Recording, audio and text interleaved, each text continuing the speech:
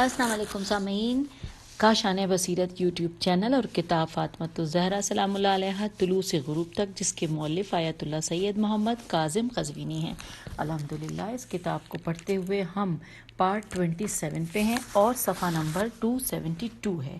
یہاں پر جو ہم نے مل کر پڑھنے کا آغاز کرنا ہے، اس کی سب سے پہلے ہیڈنگ مجھے نظر جو آ رہی ہے وہ ہے سیدۃ النساء العالمین کے لیے معنوی ہدیہ۔ آئیے مل کے پڑھتے ہیں۔ لکھا ہے کتاب دعوت راوندی۔ دعوت راوندی جو ہے یہ انورٹڈ کاما میں ہے۔ کتاب دعوت راوندی میں سوید بن غفلہ، سین واو سین پہ پیش ہے، سوید بن غفلہ سے روایت ہے کہ ایک دفعہ امیر عدالت حضرت امام علی علیہ السلام کو مالی مشکل پیش آئی۔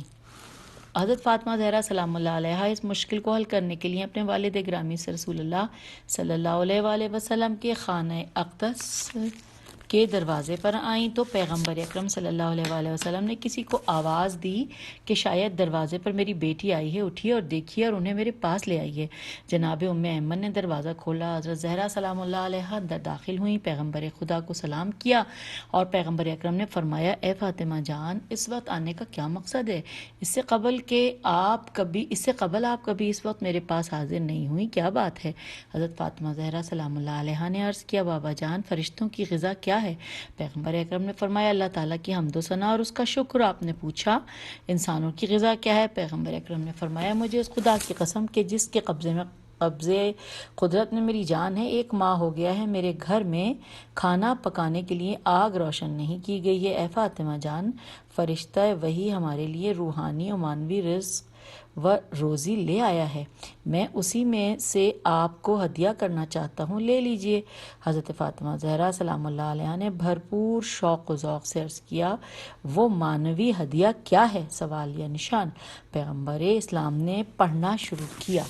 ترجمہ پڑھ رہی ہوں میں کہ سیدۃ النساء العالمین نے اس معنوی ارمغان کو سنا۔ نہیں، یہ ترجمہ تو یہاں لکھا ہی نہیں ہے، یہاں تو صرف عربی لکھی ہے، لیکن اگر اسے میں پڑھوں گی تو پھر اس میں زیر زبر پیش کا مسئلہ ہو سکتا ہے۔ 1.5 لائنیں ہیں، کوشش کرتی ہوں۔ یا رب الاولین والآخرین و یا خیر الاولین والآخرین و یا ذل قوت المتین یا حمر مساکین و یا ارحم الراحمین۔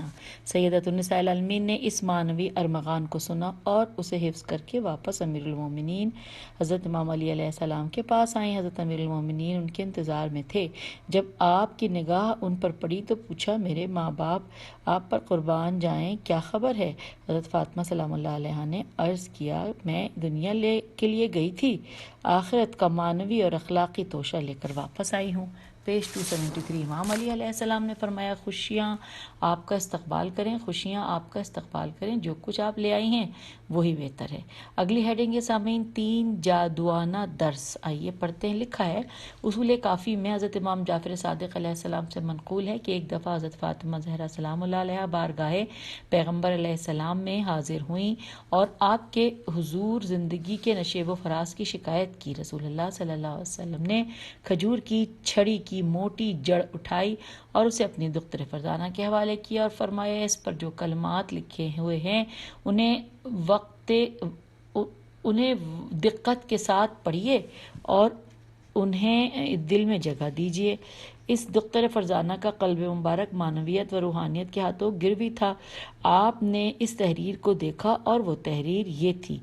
اچھا، اس کا ترجمہ میں پڑھ رہی ہوں، انورٹڈ کاما اسٹارٹ، کہ جو شخص اللہ اور یوم آخرت پر ایمان رکھتا ہے وہ اپنے پڑوسی کو اذیت نہیں دیتا۔ جو شخص اللہ اور یوم آخرت پر ایمان رکھتا ہے تو اسے چاہیے کہ وہ اپنے مہمان کی عزت کرے، اور جو شخص اللہ اور یوم آخرت پر ایمان رکھتا ہے تو اسے چاہیے کہ اگر بات کرے تو عدالت کی اساس پر کرے، ورنہ خاموش رہے۔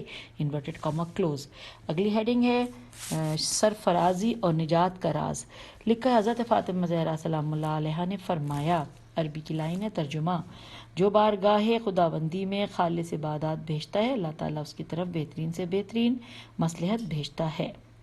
یہ بات مکمل ہو گئی۔ اس کے بعد ہیڈنگ ہے 2 بھاری امانتیں۔ لکھا ہے، حضرت فاطمہ زہرا سلام اللہ علیہ سے مروی ہے کہ جب میرے والد گرامی صاحب فراش تھے اور اسی مرض میں ان کی رحلت ہوئی تھی، پیج 274، رحلت ہوئی تھی، میں نے اپنے کانوں سے سنا کہ آپ اپنے صحابہ سے فرما رہے تھے کہ اس وقت ان کا حجرہ صحابہ کرام سے بھرا ہوا تھا۔ ترجمہ انورٹڈ کاما اسٹارٹ، اے لوگو آگاہ رہو، میں اپنی رحلت کو بہت قریب دیکھ رہا ہوں، جو ضروری باتیں ہیں وہ میں تمہیں بتا رہا ہوں، ہوش سے کام لیجئے، میں تم میں دو گراں قدر چیزیں چھوڑے جا رہا ہوں، ایک اپنے رب کی کتاب قرآن مجید ہے اور دوسری میری اطرت، میرے اہل بیت علیہم السلام ہے۔ اس وقت آپ صلی اللہ علیہ وآلہ وسلم نے امام علی علیہ السلام کا ہاتھ پکڑا اور فرمایا یہ علی ہیں جو قرآن کے ساتھ ہیں اور قرآن ان کے ساتھ ہے، یہ دونوں کبھی جدا نہیں ہوں گے حتیٰ کہ میرے پاس حوض کوثر پر پہنچیں گے۔ اس وقت میں تم سے پوچھوں گا کہ میری رحلت کے بعد میری دو امانتوں کے ساتھ تم نے کیا سلوک کیا تھا، سوالیہ نشان اور انورٹڈ کاما کلوز۔ نیچے لکھا ہے علامہ قندوزی حنفی نے بیان کیا ہے کہ اس حدیث کو 30 یعنی 30 صحابہ کرام نے روایت کیا ہے، ان میں سے اکثر صحیح اور حسن ہیں۔ اب اس کا حوالہ بریکٹ میں لکھا ہے ینابع المورد القندوزی حنفی، صفحہ نمبر 40۔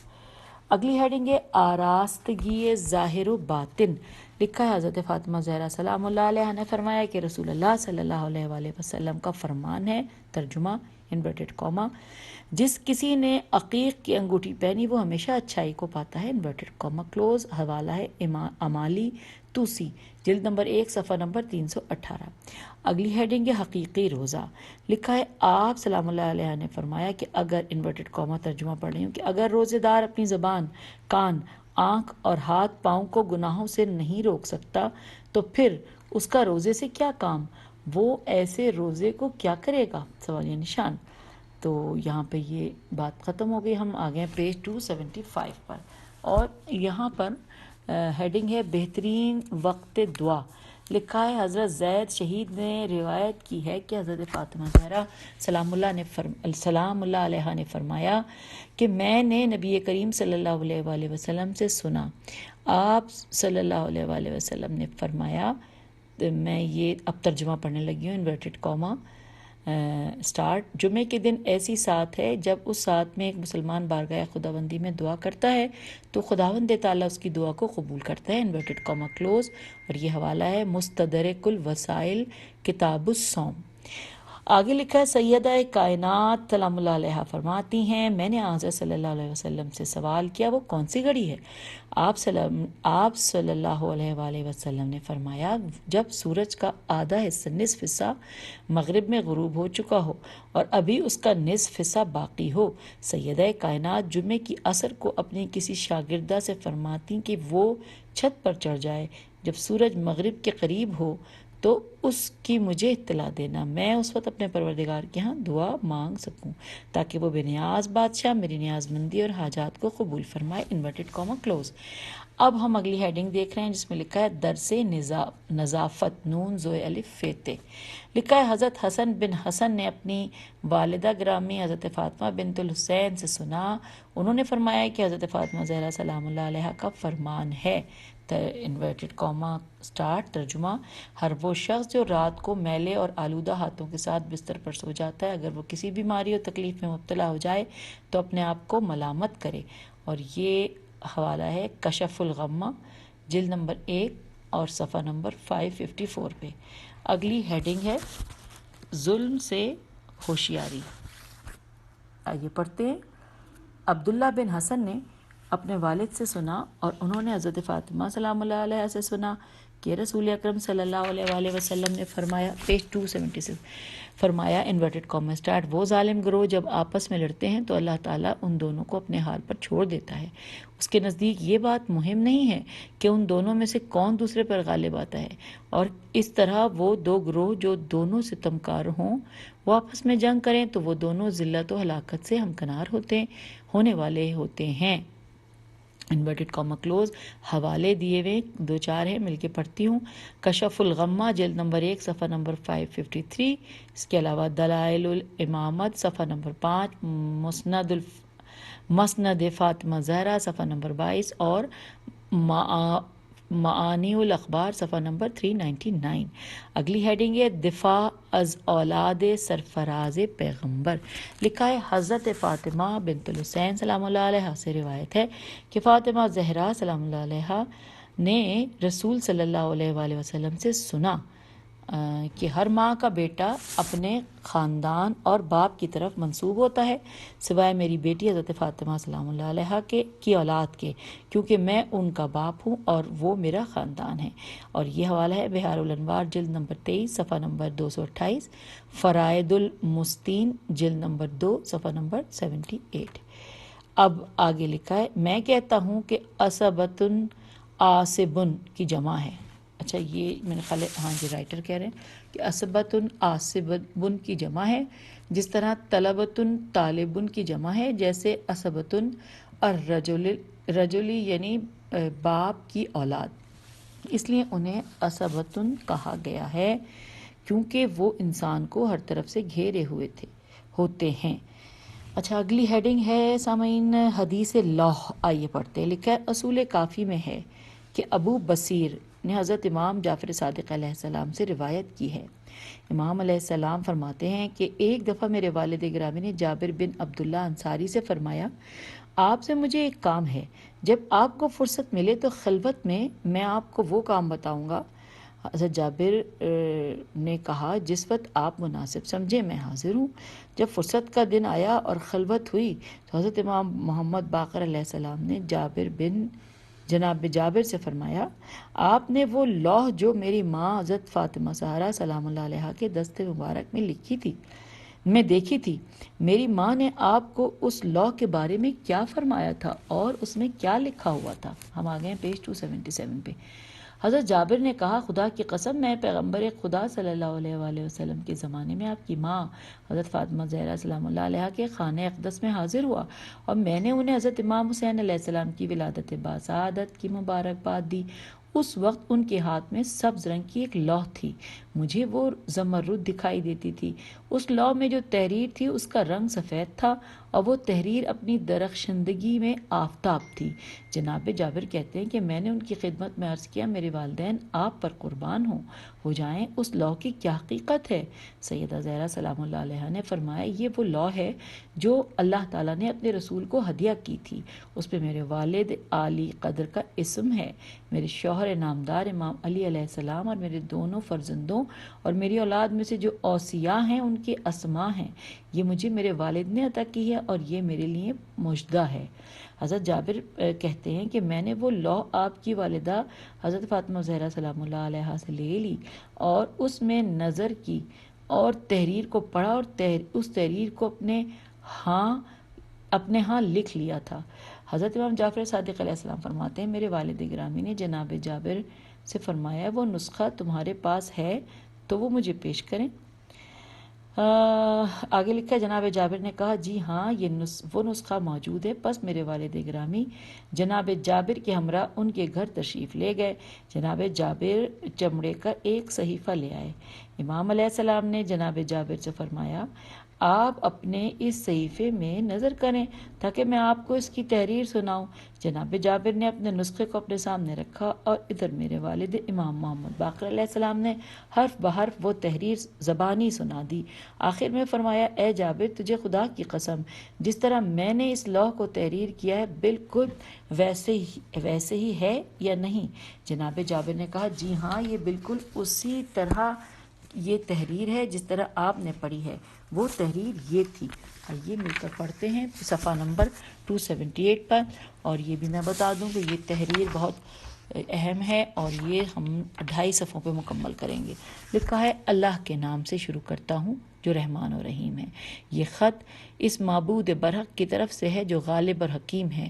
حضرت محمد مصطفیٰ صلی اللہ علیہ وآلہ وسلم اس کے نبی اور اس کے نور ہیں۔ ان پر عالمین کے رب کی طرف سے فرشتہ وحی نازل ہوا۔ اے محمد میرے اسماء کو بلند و بالا کیجیے، میری نعمات کا شکر ادا کیجیے اور ان کا انکار مت کیجیے۔ میں ہی معبود برحق ہوں، میرے سوا کوئی معبود نہیں ہے۔ وہ جبار کی دنیا کو نیست و نابود کرنے والا ہے، مظلوموں کا بدلہ لینے والا ہے اور قیامت کے دن جزا دینے والا ہے۔ میں ہی معبود برحق ہوں جس نے میرے فضل و کرم کے علاوہ کسی اور فضل و کریم کی امید رکھی یا میری عدالت کے علاوہ کسی اور عدالت سے خوف زدہ ہوا تو میں اسے وہ عذاب دوں گا کہ میں نے عالمین میں کسی کو اس طرح معذب نہیں کیا۔ تم میری ہی عبادت کرو اور صرف مجھ پر توکل کرو۔ میں نے کوئی نبی نہیں بھیجا مگر اس کے رسالت کے دور کو کامل نہ کیا اور اس کی مدت بعثت ختم نہ کی جب تک اس کا وصی نہ بنایا۔ میں نے آپ کو تمام انبیاء علیہ السلام پر فضیلت بخشی ہے اور آپ صلی اللہ علیہ وآلہ وسلم کے وصی کو تمام اوصیاء پر برتری عطا کی ہے۔ میں نے آپ کو 2 سبط حسن علیہ السلام و حسین علیہ السلام دے کر برگزیدہ کیا ہے۔ میں نے حسین علیہ السلام کو ان کے والد گرامی کے بعد اپنے علم کا معادن بنایا ہے۔ میں نے حسین علیہ السلام کو اپنی وحی کا خازن بنایا ہے اور انہیں شہادت سے مکرم کیا ہے اور ان کی زندگی کو سعادت کے ساتھ اختتام پذیر کیا ہے۔ وہ تمام شہیدان راہ حق سے افضل و اعلیٰ ہیں اور وہ سید الشہداء ہیں۔ میں نے اپنے کامل کلمے کو ان کے ہمراہ قرار دیا ہے اور اپنی حجت بالغہ کو ان کے نزدیک کر دیا ہے۔ میں ان کے خاندان کی ولایت کی برکت سے جزا عطا کروں گا اور جس نے ان سے اجنبیت رکھی انہیں سزا دوں گا۔ اگلا پیراگراف ہے کہ ان کی اولاد میں سے پہلے علی سید العابدین ہیں اور گزشتہ ادوار کے اولیاء کی زینت ہیں، اور ان کے بیٹے اپنے جد نامدار کی شکل و شمائل رکھنے والے ہیں۔ وہ محمد ہیں اور وہ میری حکمت و دانش کے سرچشمے کو جاری کرنے والے ہیں اور میری حکمت کے معدن ہیں۔ ان کے بعد ان کے فرزند حضرت جعفر ہیں۔ ان کی امامت کی تردید کرنے والے نابود ہوں گے۔ جس نے ان کی امامت کو تسلیم نہ کیا اس نے مجھے تسلیم نہیں کیا۔ میرا فرمان ہی حق ہے۔ میرا وعدہ ہے کہ میں انہیں عزت و عظمت بخشوں گا اور ان کے پیروکاروں اور دوستوں کو شادمان کروں گا۔ ان کے بعد میں نے امام موسیٰ کاظم علیہ السلام کو ایک تاریک ترین دور میں اپنے بندوں کی نجات اور ان کی رہنمائی کے لیے منتخب فرمایا، کیونکہ میرے مقررات کا رشتہ کبھی منقطع نہ ہوگا اور میری روشن حجت پر کبھی تاریکی کے پردے نہیں پڑ سکتے۔ میرے دوست مہر و محبت کے جام سے سیراب ہوں گے۔ ان میں سے کسی نے ان کا انکار کیا تو اس نے میری نعمت عظمیٰ کا انکار کیا۔ جس کسی نے ان کی کتاب کے کسی مفہوم کو تبدیل کیا تو اس نے مجھ پر فریب باندھا۔ افطرا پردازوں اور منکرین کے لیے ہلاکت و بربادی ہے۔ اگلا پیراگراف اس کے بعد لکھا ہے کہ ان کی امامت کے اختتام پر میں نے امامت کے لیے امام علی رضا علیہ السلام کو منتخب کیا ہے، جو میرا عظیم عبد، میرا حبیب اور میری خیر و بھلائی کا منبع ہے، میرا ولی ہے، میرا ناصر ہے۔ میں نے اپنے پیغام کی نگہبانی ان کے دوش پر ڈال دی ہے۔ میں نے انہیں اس مسئولیت میں بار بار آزمایا ہے۔ انہیں ایک عفریت مستکبر شہید کر دے گا اور اس شہر میں دفن ہوں گے کہ جس شہر کی بنیاد ہمارے ایک صالح عبد نے رکھی ہوگی، اور ان کے پہلو میں ایک بدترین آدمی دفن ہوگا۔ میں نے فیصلہ کر لیا ہے کہ میں نے انہیں صاحب دانش و حکمت فرزند عطا کر کے شادمان کر دوں گا۔ میں دوبارہ پڑھتی ہوں۔ میں نے فیصلہ کر لیا ہے کہ میں انہیں صاحب دانش و حکمت فرزند عطا کر کے شادمان کر دوں، جن کا نام محمد تقی ہے، جو ان کا نائب ہے۔ وہ میرے علم کا معدن ہیں، میرے اسرار کی منزل ہیں، میری تمام مخلوق پر حجت ہیں۔ وہ اپنے والد گرامی کی شہادت کے بعد امامت کے عہدے کو سنبھالیں گے۔ جو آدمی ان کی امامت کو تسلیم کر لے گا اس کا ٹھکانہ جنت میں بناؤں گا۔ ایسا آدمی اپنے خاندان کے ان 70 آدمیوں کی شفاعت کرے گا جن پر جہنم واجب ہو چکی ہوگی۔ میں ان کے فرزند علی نقی علیہ السلام سے کہ جو امت کے 10ویں رہبر ہوں گے اپنی سعادت کو کامل و اکمل کر دوں گا۔ وہ میرے ولی و ناصر دین ہیں، وہ میری مخلوق کے درمیان گواہ ہیں، وہ وحی کے اور میری کتاب قرآن مجید کے امین ہیں۔ میں انہیں وہ فرزند عطا کر دوں گا جو میرے راستے کی طرف دعوت دینے والا ہوگا، وہ میرے علم و رشد کا خازن ہے۔ ان کا بلند و بالا اسم حسن عسکری ہے علیہ السلام۔ میں امامت کو ان کے فرزند جن کا اسم محمد مہدی علیہ السلام جل اللہ تعالیٰ فرجک ہے کے ساتھ کامل کر دوں گا۔ وہ تمام جہانوں کے لیے رحمت ہیں۔ ان کے وجود گرامایا میں حضرت موسیٰ علیہ السلام کا کمال، حضرت عیسیٰ علیہ السلام کا حسن و جمال اور حضرت ایوب علیہ السلام کا صبر و تحمل ہوگا۔ اسی کے زمانۂ غیبت میں میرے دوست حیران و پریشان اور سرگردہ رہیں گے۔ ان کے سرحق و عدالت کے دفاع کی خاطر ستم پیشہ بادشاہوں کے ہاں بطور تحفہ و ہدیہ اس طرح پیش کیے جائیں گے کہ جس طرح ترک و دیلم یعنی بریکٹ میں لکھا ہے مشرکین کے لوگوں کے سر بطور ہدیہ بھیجے جاتے ہیں۔ زمین ان کے خون سے رنگین کی جائے گی، ان کے گھروں کو جلایا جائے گا، وہ خوف زدہ رہیں گے، ان کے بچوں اور عورتوں کی فریادیں بلند ہوں گی۔ یہ لوگ ہی میرے حقیقی اولیاء ہوں گے اور یہ لوگ ہی دین اور انسانیت کا دفاع کرنے والے ہوں گے۔ آگے لکھا ہے جی ہاں، ہم انہی رہبران نور کے ذریعے تیرہ و تاریکی کے ہر فتنے کی بساط کو الٹ دیں گے اور ہر عقیدتی تزلزل کو برطرف کریں گے اور اپنے بندوں کے ہاتھ اور پاؤں سے استبداد اور دجال گری کی زنجیروں کو کاٹ دیں گے۔ انہی لوگوں پر ان کے رب کے درود و سلام ہوں اور یہی لوگ ہدایت یافتہ ہیں اور لوگوں کے حقیقی رہبر ہیں۔ انورٹڈ کاما کلوز آمین۔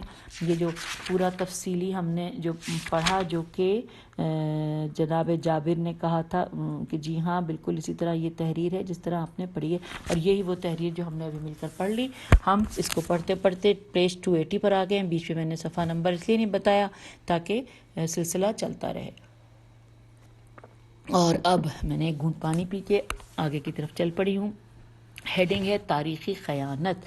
لکھا ہے عبد الرحمن بن سالم کہتے ہیں کہ ابو بصیر اس روایت کے نقل کرنے کے بعد کہتے ہیں کہ اگر آپ نے اپنی پوری زندگی میں صرف اسی روایت کو پڑھ یا سن لیا تو یہی درس آموز بیان آپ کی ہدایت کے لیے کافی ہے۔ اس لیے اس حدیث کو دوستان اہل بیت علیہ السلام کے علاوہ دوسرے لوگوں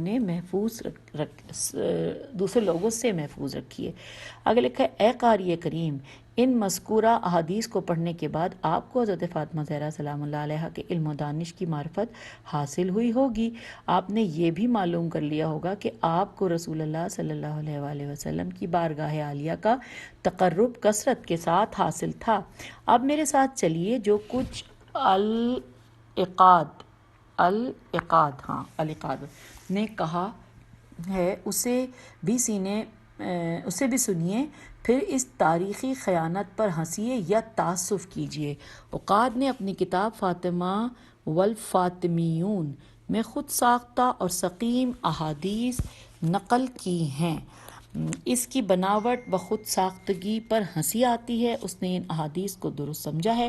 لمحہ بھر کے لیے اس تاریخی خیانت و خرافات پر نظر کیجیے۔ پیج 281 پہ پڑھنے جا رہے ہیں۔ لکھا ہے وہ لکھتا ہے کہ دین باوری کی فطرت اور مذہبی تعصب دختر پیغمبر صلی اللہ علیہ وآلہ وسلم میں کوٹ کوٹ کر بھرا ہوا تھا۔ یہ چیزیں آپ میں اس قدر راسخ ہو چکی تھیں کہ وہ جن دینی احکام پر یقین رکھتی تھیں وہ ان کی سختی کے ساتھ پابندی کرتی تھیں اور وہ اپنے اس عمل کو تقویٰ اور پرہیزگاری خیال کرتی تھیں۔ ان کا خیال تھا کہ آگ پر پختہ غذا تجدید وضو کا باعث ہے۔ دوبارہ پڑھتی ہوں۔ ان کا خیال تھا کہ آگ پر پختہ غذا تجدید وضو کا باعث ہے۔ یہ سب کچھ حسن بن حسن کی حدیث سے ظاہر ہے کہ اس نے حضرت فاطمہ سلام اللہ علیہا سے روایت کی ہے۔ حضرت فاطمہ زہرا فرماتی ہیں کہ ایک دفعہ میرے بابا رسول اللہ صلی اللہ علیہ وآلہ وسلم میرے گھر تشریف لائے اور انہوں نے پختہ گوشت ہڈی سے جدا کر کے تناول فرمایا۔ اس دوران حضرت بلال نے اذان دینا شروع کر دی۔ میرے بابا کھڑے ہوئے تاکہ نماز ادا کریں۔ میں نے ان کے دامن کو پکڑ لیا اور عرض کیا بابا جان کیا آپ وضو نہیں فرمائیں گے؟ پیغمبر خدا نے فرمایا فاطمہ جان میں باوضو ہوں، پھر کیا وضو کرنا ہے؟ میں نے عرض کیا اس لیے کہ آپ نے آگ سے پختہ کھانا تناول فرمایا ہے۔ پیغمبر خدا نے فرمایا کیا آپ کا کھانا جو آگ پر تیار ہوا تھا پاکیزہ نہیں تھا؟ اس مقام پر عقاد لکھتا ہے، عین قاف الف دال لکھتا ہے کہ حضرت فاطمہ زہرا سلام اللہ علیہ اکثر مسائل میں آگاہی نہیں رکھتی تھیں، اس لیے مشقت اٹھاتی تھیں اور بہت زیادہ احتیاط سے کام لیتی تھیں، افراط اور شدت کو اپنی زندگی میں ترجیح دیتی تھیں۔ میں نہیں جانتا کہ اس کا یہ جھوٹ کس قدر اس کے لیے رسوائی کا باعث ہے جو اس نے اپنے نفس کی خواہش پر تخلیق کیا ہے۔ یہاں پہ سوالیہ نشان ہے۔ آگے لکھا ہے کہ ضرورت ہی نہیں ہے کہ عقاد عین قاف الف دال عقاد سے پوچھا جائے کہ اس افسانے کی سند اور اس کا مدرک کہاں ہے، اس نے کس معتبر کتاب سے اس افسانے کو نقل کیا ہے۔ یہ سب سوالیہ نشان ہیں گفتگو کے اینڈ پر۔ کیا یہ روایت صحیح اور قابل قبول ہے؟ کیا اس جعلی روایت کے شواہد اس روایت کو بے اساس آشکارا نہیں کرتے کہ اس روایت کا نہ کوئی مصدر ہے نہ مدرک؟ لیکن میرا سوال یہ ہے کہ حضرت فاطمہ زہرا سلام اللہ علیہ دین کا علم کس سے حاصل کرتی تھیں؟ وہ احکام اسلام کس سے سیکھتی تھیں؟ کیا ان کے علوم کا اولین مصدر ان کے والد گرامی رسول اکرم صلی اللہ علیہ وآلہ وسلم نہیں تھے، اور ان کے دوسرے مصدر ان کے شوہر نامدار باب مدینۃ العلم نہیں تھے؟ ان دونوں مصادر سے پہلے ان کا مصدر قرآن مجید نہیں تھا، وہ قرآن جو ان کے گھر میں ان کے بابا رسول اللہ صلی اللہ علیہ وآلہ وسلم پر نازل ہوا تھا؟ تو پھر یہ توہم کہاں سے آ گیا؟ کیا قرآن مجید سے؟ کیا ان کے والد رسول اکرم صلی اللہ علیہ وآلہ وسلم سے، یا ان کے شوہر امام علی علیہ السلام سے؟ یہاں سب جملوں میں سوالیہ نشان ہے۔ پھر لکھا ہے سیدۃ النساء العالمین کسی صورت میں اس حکم سے لا علم رہ سکتی تھیں؟ یہ تو روزمرہ کے مسائل ہیں، کیا انہیں ان کا علم نہیں تھا؟ پیج 282 پہ ہم آ گئے۔ نہیں تھا، وہ ان مسائل میں افراط و تفریط کا شکار تھیں، افراط و تفریط کا شکار تھیں۔ یہاں پہ پھر سوالیہ نشان ہے۔ کیا دختر پیغمبر احکام دین ان جھوٹے افطرا پردازوں سے حاصل کرتی تھیں؟ سوالیہ نشان۔ اس لیے انہوں نے اپنے والد کے کپڑے کو پکڑا اور انہیں نماز سے روکا کہ ان کی ذات وضو سے نہیں ہے؟ سوالیہ نشان۔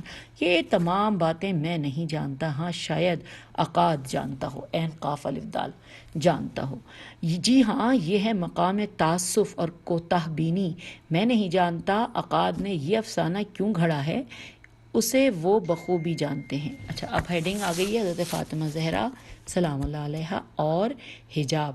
آئیے پڑھتے ہیں۔ لکھا ہے حضرت فاطمہ زہرا نے اپنی مختصر زندگی میں جس قدر اسلامی تعلیمات کی ترویج و تبلیغ فرمائی، ان تعلیمات میں سے آپ نے سب سے زیادہ اہتمام عورت کی شرافت اور اس کی حیثیت و کرامت کی حفاظت پر زور دیا ہے۔ آپ نے اپنی تبلیغ و ابلاغ اور درس و تدریس میں اس امر پر زور دیا کہ عورت کے لیے حجاب لازمی ہے، حجاب ہی میں اس کی عفت، اس کی حیثیت، اس کی منزلت کی بقا ہے، کیونکہ سیدۃ النساء العالمین اپنی اجتماعی دانش کی اساس پر جامع شناسی میں مہارت تامہ رکھتی تھیں۔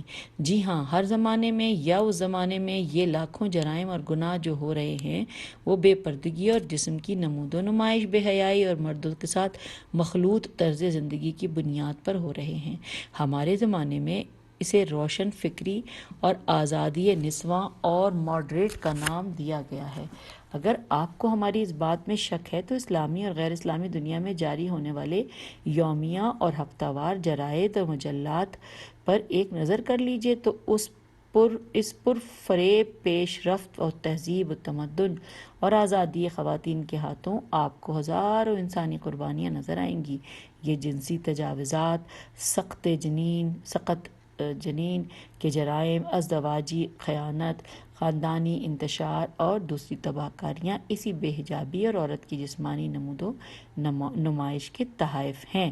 اب یہاں پہ حاشیے میں پڑھنے کو کہا ہے۔ لکھا ہے 1972 میں لبنان کے روزنامے میں ایک تقریر شائع ہوئی کہ لندن میں 1969 میں 50,000 اسقاط جنین عمل میں آئے، 1970 میں 83,000، 1971 میں تقریباً 2 لاکھ۔ فرانس میں اعداد و شمار اس سے بھی بڑھ کر ہیں۔